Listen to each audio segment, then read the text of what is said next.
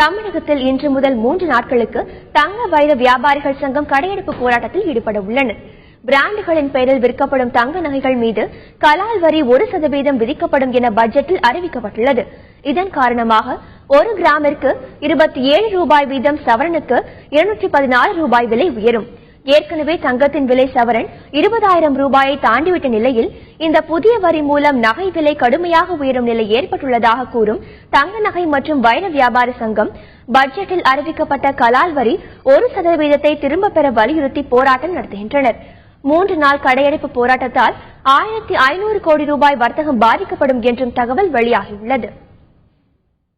2ஆம் தேதி முதல் 4ஆம் தேதி வரை 3 நாட்கள் கடையெடுப்பு ஆல் இந்தியா லெவலில், தட் இஸ் இந்தியா முழுவதும் நாங்கள் செய்கிறோம்.